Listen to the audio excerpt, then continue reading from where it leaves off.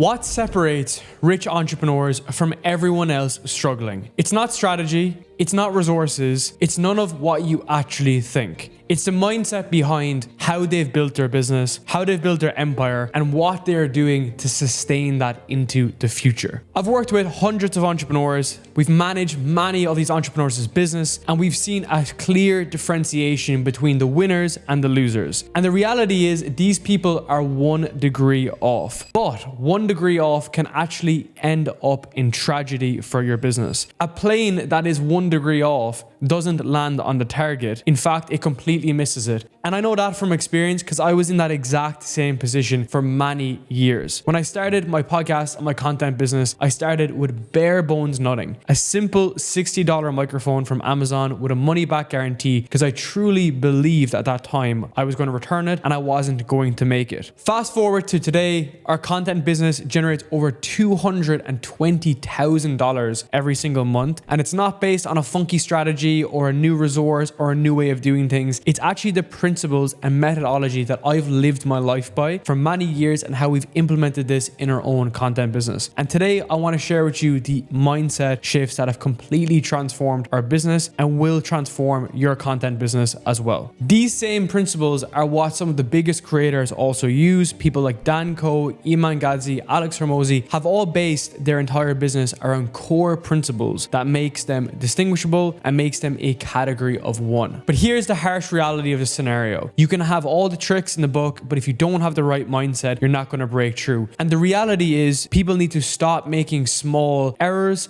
that actually compound over time and start making small incremental changes that add up over time. And what I truly want to help you with today is the ability to think for yourself.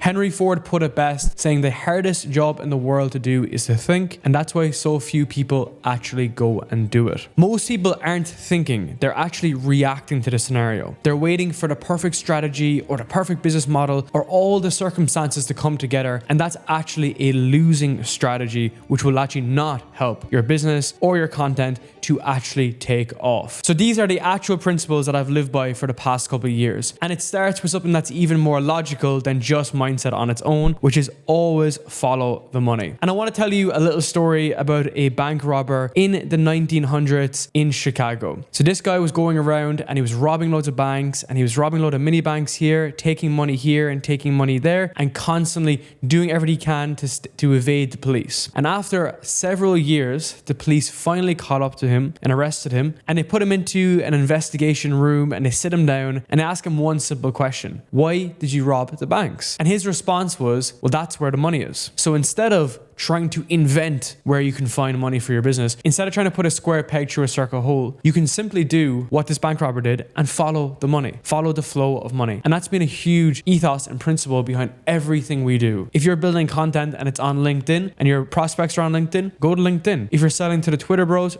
go to Twitter. Don't try to put a square peg through a circle hole and simply follow the money. It is the easiest, simplest way for you to live in alignment with what your business is doing because it's right in front of you 24/7. And this wasn't even just me. For a lot of our clients in our content business, Voix, we've used this to track all the performance across the major channels, and it just makes sense. Corporate clients go to LinkedIn, the online business bros might go to Instagram or Twitter, or even the corporate clients might even want to go to email. But you simply go where your prospects are, and this is a universal law across all businesses. The second shift, which truly changed everything for me, is a shift between a finite mindset and an infinite mindset. I come from an individual sport background, running 100-meter track for a lot of my early life, and this was a huge finite game. You were always viewed as the loser until you are the winner. And the framing around this was, in the finite game, it's based on anxiety, fear, stress. And this is even true from a logical perspective, because if you look at, let's say, a football game or any sort of competitive sport,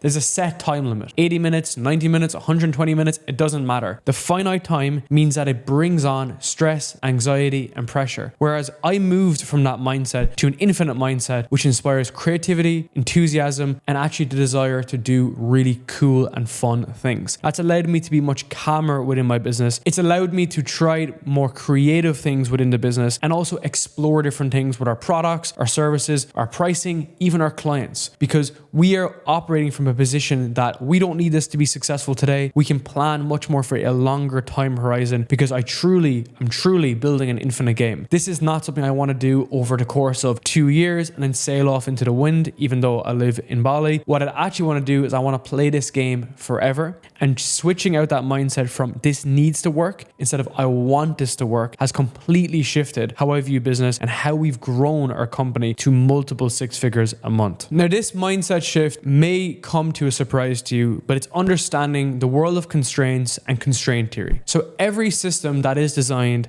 has a constraint in some way, shape, or another. Let's look at it. Your time has a constraint on this planet. Your energy has a constraint, and your business model has a constraint. There is only so much that your business, time, and energy can produce on a daily basis. And then there's also the internal constraints. These are the limitations that we put on ourselves. These are the stories we tell ourselves. These are the things we tell ourselves we cannot do. These are the limiting beliefs and all of the unnecessary things that we tell ourselves that are not possible, which hold us back in our businesses. This was a huge thing for me to understand, because the goal is to always spearhead the constraint. Wherever the constraint is, you want to go towards it, especially as the business owner or the CEO. If there's a bottleneck in the business, if there's a bottleneck even in your mindset, we need to go towards that. And I felt that the entire period from growing our company from a tiny small agency into a media company, growing the media company into an education business, it was always around eliminating the constraints, and that started with me. My good friend Tim Stoddard once looked at our business. I think we were making like $13,000 a month. We were grinding it out. I was doing everything: sales, marketing, fulfillment, accounting, payroll, the whole thing we were doing. And he looked at it and asked me a simple question. He said,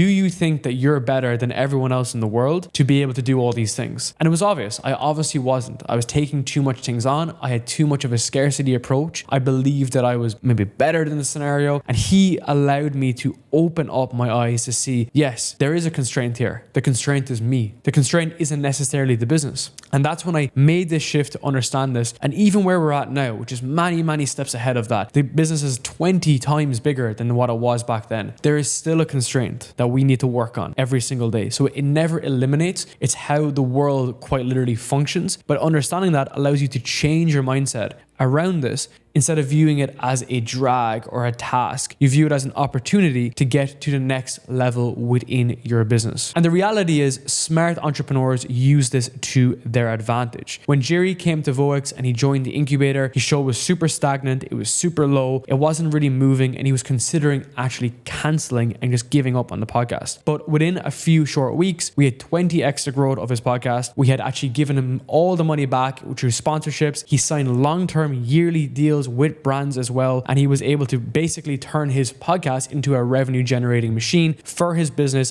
and for his podcast specifically. And how we did this was reshaping the mindset as to how he positions it, and he was a constraint. So overcoming that allowed him to get to the next level. The next point is really about when you're 1 degree off, everything can actually fall apart. Because 1 degree off, you might think, I'm pretty close, right? I'm going to work it out. I'm pretty close. But if you're 1 degree off, you could actually consistently end up not getting the result you want. You can go through the same 6 months, the same 12 months, the same decade, and the only thing that's getting older is you, because you haven't made that change. And that's the big difference between the companies that crush it and truly take off versus the entrepreneurs who just sit there wishing that their business takes off. Take an example for a customer, Andrew. So Andrew is a young guy, 19 years old, joining our program. He's making $6,000 a month. Within a few short months, we'd made a few small tweaks to his offer, to his content, to his positioning, and that skyrocketed from $6,000 up to $24,000 a month. Exactly 4x the size of his actual business. And the real logic was he wasn't anywhere more successful or smarter or more intelligent. We just gave him small little directional changes, and that actually opened up his whole new world to where he can get to. And now the 4x jump from where he is right now to $100,000 a month is again 1 degree off. It's not 10 changes. We don't need to reinvent the wheel. Business in essence has never changed. We just need to lean into the actual components that have the biggest result for you. And I'm telling you, none of this really works unless you truly understand the next point, which is needs versus wants in your life. If you go through your life and you need it to work, I need this to work, I need this to work, you actually begin to repel the thing that you really truly need. Again, it activates the scarcity part of our brain, the anxiety part of our brain, because we're focused on making this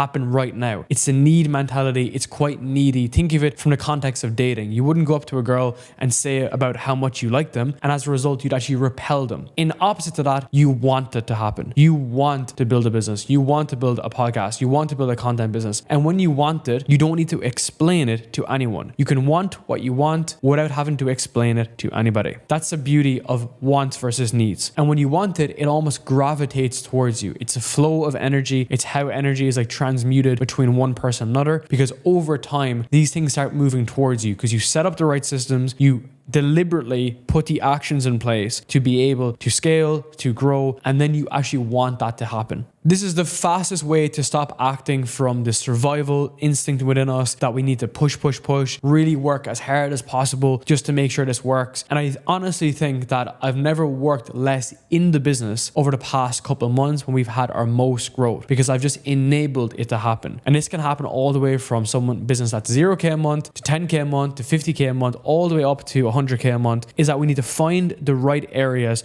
to put our energy into. And we want it to happen. When I run my team calls, when I meet my team, when I meet my leadership team, when I meet all of our clients and customers, I don't have to do it. I don't need to do it. I want to do it. I might fly across to Dubai or meet clients in New York, and I want to do that. And I want to build a stronger relationship with it. And as a result, they see that energy reflected back to them. And then they want it more. And that's the beauty. We've ended up having long-term partnerships. We've built products together. We've built many different aspects within their business because we look at it from a position of creativity, enthusiasm, intrigue, and we truly want to do this together. The next point comes straight off wants and needs, which is the gap and the gain. You know, when you're speaking to that entrepreneur, that business owner, he's getting out of his Porsche, he has his phone in his hand, he's dialing someone, and he's super stressed all the time. He is operating from the position of the gap, what he doesn't actually have, okay? It's always the gap. He doesn't have the Lamborghini, he doesn't have the girl, he doesn't have the 10 million in the bank account. And as a result, he's making decisions and not truly grateful for where he's at. But the people that are operating from the gain is completely different. They look at it as what else can be gained in the process of building out these businesses, these systems, whatever even they're learning. And then when they want to scale up and they want to learn from other people and they're investing in education, they look at it from the upside. What is it that I can gain from this? What aspects can I add into my life